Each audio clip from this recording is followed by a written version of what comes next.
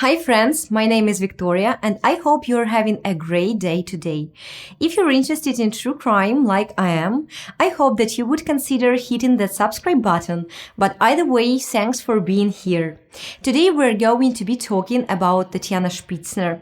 I really want to share her story because I want to raise awareness through it. This case took place in Brazil, the land of coffee, samba and football. But as we all know, everything has a bad side. Brazil had the 7th highest crime rate in the world, with exceptionally high rates of violent crimes. While murder rates fall in Brazil, femicide remains on the rise. Femicide is described as any crime that involves domestic violence, contempt, or discrimination against women, which results in their death. According to the World Health Organization, 1 in 3 women worldwide have been subjected to violence by their partner in their lifetime. Fortunately, most women manage to recover from the abuse, but Tatiane wasn't so lucky. Tatiane was a lawyer who lived in Guarapuava. She was 29 years old. She worked with her father, George Spitzner, who is also a lawyer. Luis Philippe Manweiler, 32-year-old university biology lecturer. He did his undergraduate and master's degrees at a federal university and a doctorate at a German university. He carried out research of public relevance and was highly respected in his field. Luis was a big fan of a healthy lifestyle and different physical activities. Tatiane and Luis got married in 2013 and lived in Germany for 3 years, where he was taking a graduate course. According to friends of the lawyer, anything became a reason for an argument. Despite never talking about the physical aggression, Tatiane also used to appear with purple bruises on her arms, but she always didn't talk. In March of this year, the lawyer sent messages to a friend saying that Luis was cross and stupid, that he had mortal hatred of her. In the conversation, she also revealed that her husband has completely changed after starting to take hormonal anabolic steroids. Tatiane told her friend that she just lacked the courage to face the divorce. When she threatened to separate, Luis began to cry and say that he loved her and that would change, of course. That was really typical. Tatiane and Luis spent their July holidays with their parents and sister. They came back from the trip on Saturday, the day before the tragedy.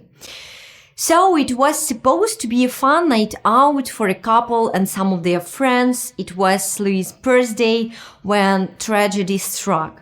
The entire argument started when Tatiane was a couple of minutes late coming home. Her husband was waiting for her all dressed up because they were going to a local restaurant. Tatiane went to a nail appointment, wanting to look her best for her husband, and it took longer than expected. When she came, he started the argument, saying that she was late and they had to be there already.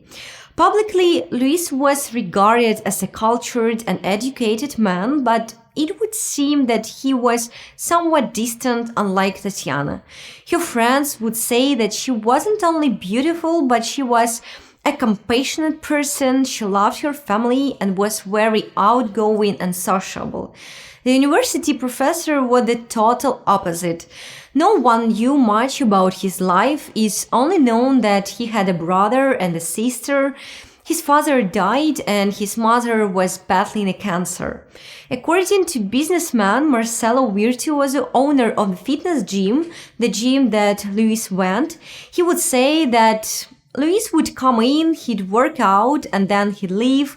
He didn't chat at all with anybody. Also, he would say that Luis was truly passionate about physical growth.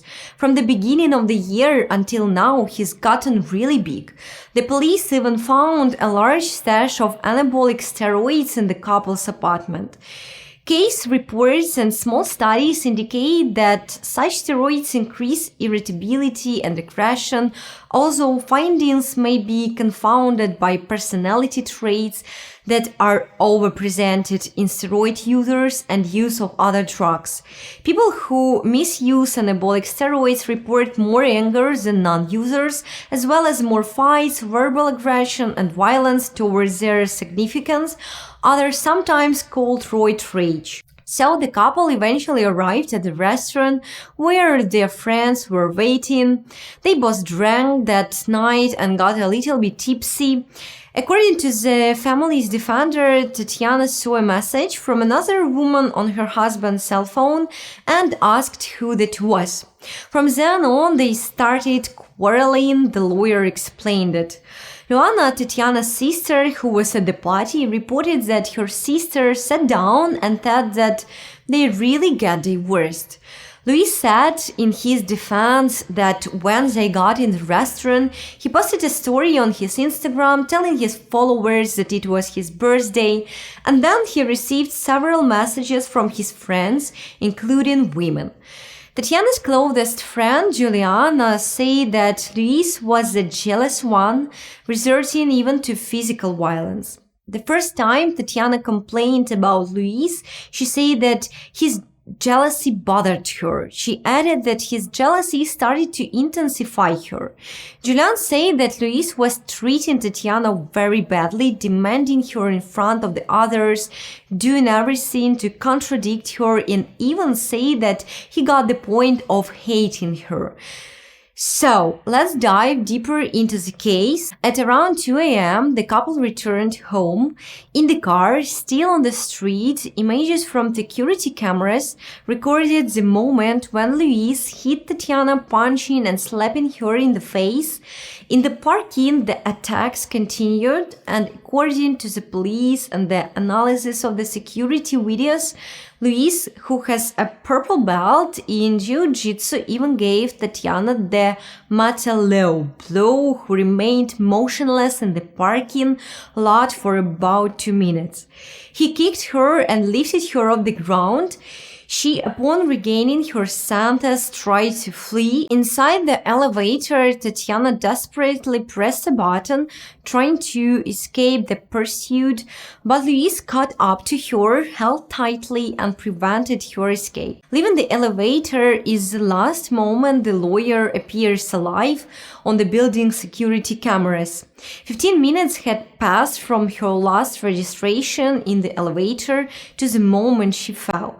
To the police, neighbors say that they heard the couple arguing and Tatiana asking for help several times. At 2:57 a.m., Tatiana fell from the balcony, and Luis, he went down to the sidewalk and took the lawyer's body back to the apartment. Then he appeared in a different shirt, wiping in the blood of the elevator, and at 3 a.m., police arrested at the entrance of the building, but Luis had already fled with the car. Residents in the building who called police after hearing a woman screaming for help reported seeing a man picking up the victim's body from the pavement. One witness recounted hearing him shout, "My love, wake up," and so on. The murderer drove a long distance of 300 kilometers from his apartment complex. According to the police, he would be heading towards Paraguay. The indications are that he forced an escape, set up a fake accident, and put the blame on the emotional, as he had just seen his wife commit suicide. Luis was arrested after suffering a traffic accident during the possible escape. In a statement to the police, he denied having assaulted his wife and also stated that he loved her. According to Luis, she had thrown herself from the balcony, but according to the expertise carried out by the Criminalistic Institute, there was no evidence of any chemical reaction that took place in Tatiana's body prior to her falling to her death. No traces of adrenaline or cortisol were present, which would indicate fear or awareness of plummeting to the ground. Experts say that the young woman was already dead when she hit the pavement. She also had high alcohol content in her blood, which was normal taking into consideration that they had come home from a birthday celebration. The lawyer also suffered multiple fractures to the rest of her body, consistent with a 40-foot drop onto concrete pavement. Upon further investigation, the imprint of a pair of hands were discovered on her throat. Her hyoid bone located at the front of her neck was fractured. This injury is commonly associated with strangulation, further strengthening the theory which said Tatiana was already dead prior to falling on the pavement. The public ministry of Parana denounced that Luis for the crime of homicide and with 4 qualifiers: cruel, making it difficult to defend the victim, clumsy motive, and femicide.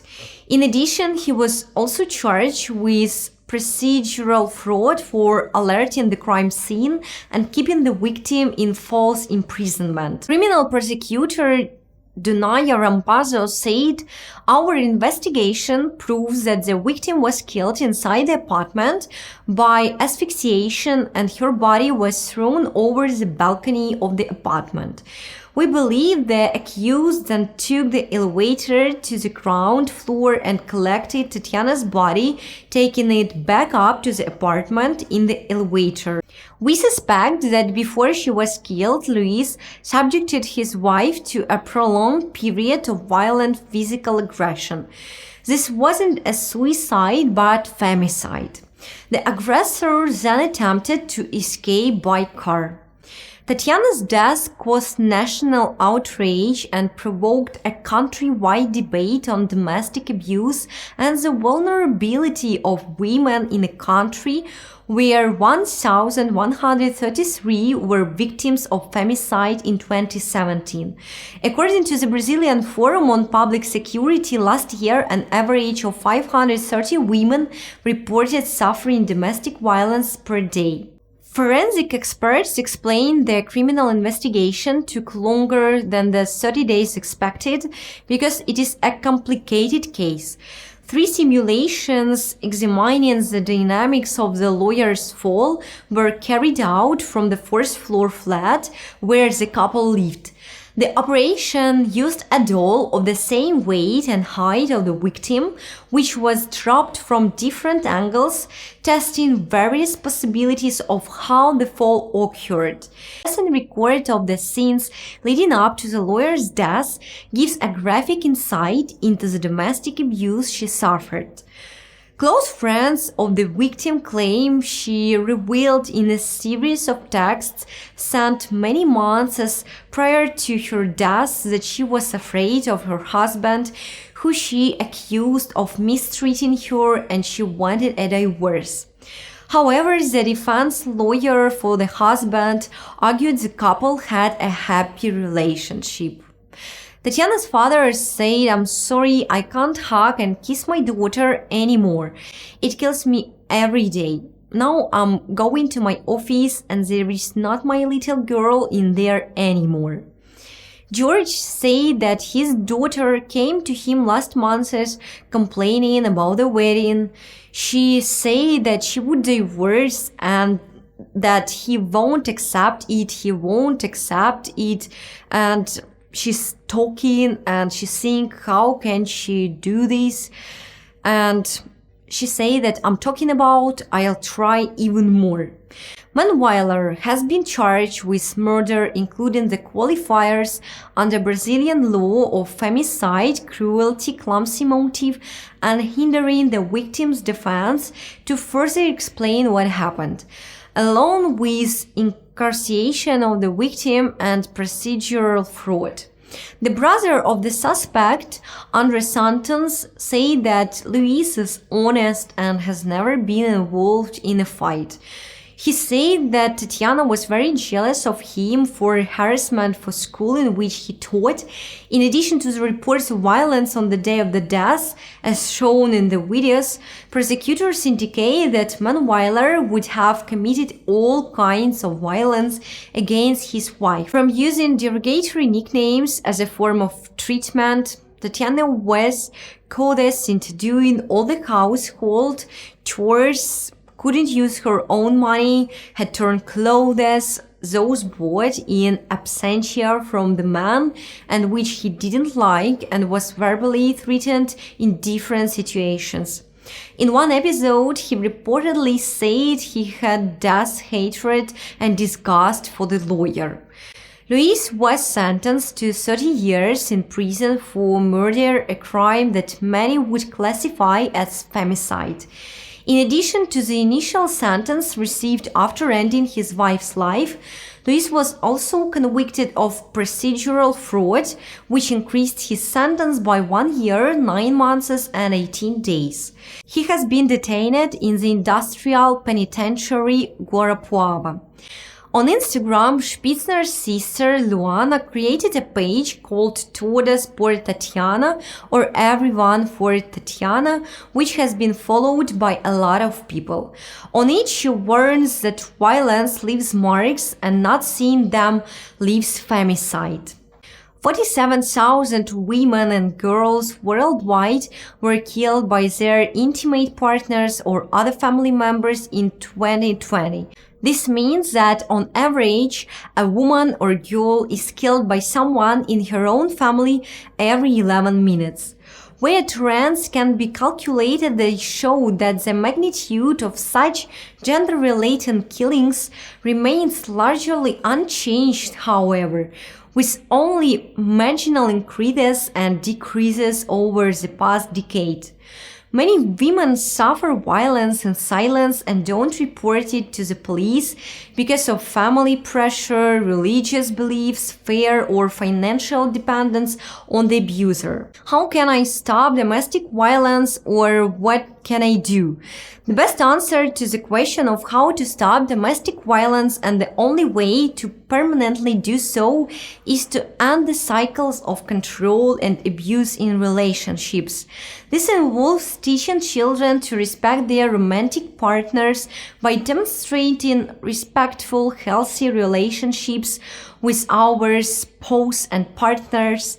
We can also take more concrete steps in our daily lives to help achieve that goal, including calling the police if you see or hear evidence of domestic violence, speaking out publicly against domestic violence, referring your neighbor, coworker, friend, or family member to a domestic violence outreach organization if you suspect they are being abused, considering reaching out to your neighbor, coworker, friend, or family member that you believe is being abusive by talking to them about your concerns, educating others on domestic violence by inviting a speaker from your local domestic violence organization to present at your religious or professional organization, civic or volunteer group, workplace, or school, encouraging your neighborhood watch or block associations to watch for domestic violence as well as burglars and other crimes,